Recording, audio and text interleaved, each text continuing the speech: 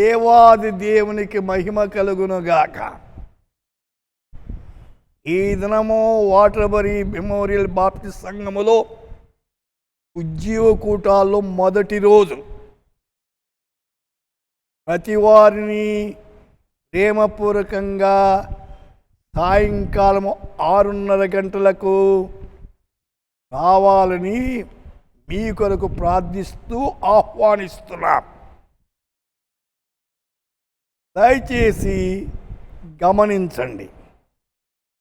ఈ దినము వాగ్దానం యోహాను సువార్త 16:20.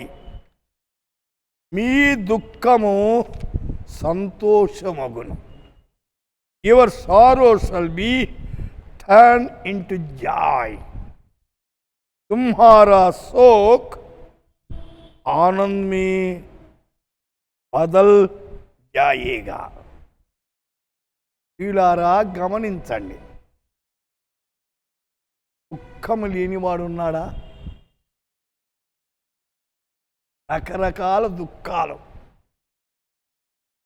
ఆరోగ్యం బాగాలేకపోతే దుఃఖం, కావలసినంత డబ్బు లేకపోతే దుఃఖం, కావలసిన తిండి లేకపోతే దుఃఖం, సరైన వస్త్రాలు లేకపోతే దుఃఖం, నివసించేదానికి గృహము లేకపోతే దుఃఖం.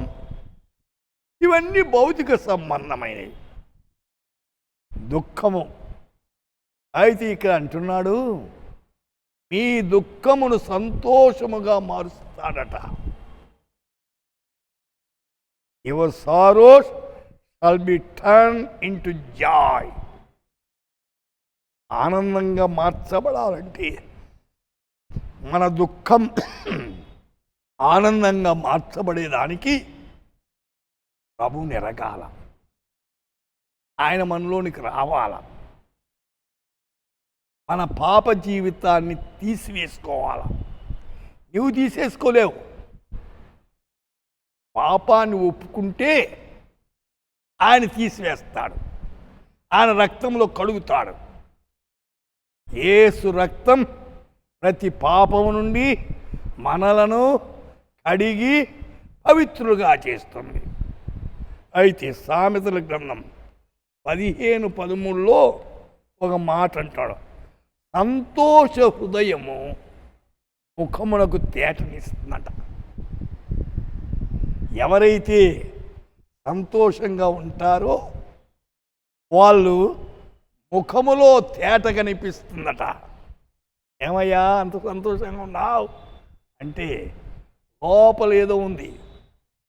సంతోషము ముఖానికి తేటనిస్తుంది. అయితే మనోదుఃఖము వలన ఆత్మ నలిగిపోతుంది, కృంగిపోతుంది. మనోదుఃఖానికి మందు లేదట. మనోదుఃఖం చాలామంది జీవితాల్లో మనోదుఃఖం. అయితే ఎందుకు దుఃఖం? ఈ దుఃఖం ఆయన మీదండి. మీరు చింతించి మీ ఎత్తుమూరుడు ఎక్కువ చేసుకోలేరు. ఎందుకు చింతిస్తారు?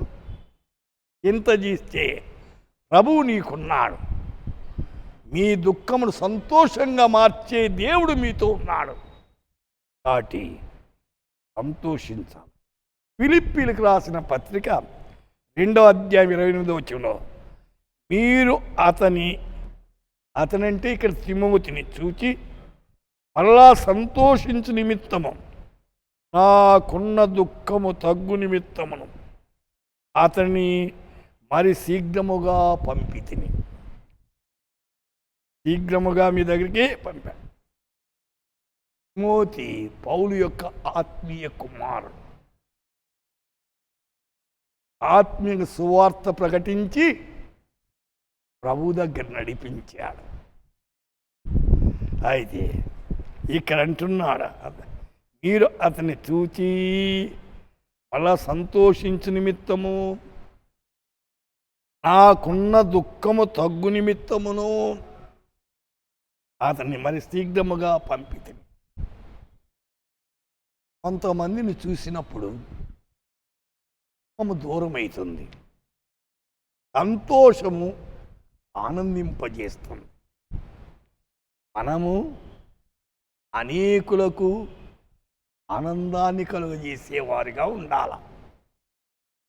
దుఃఖం వాళ్ళు ఉన్న దుఃఖాన్ని తొలగించేవారమై ఉండాలి.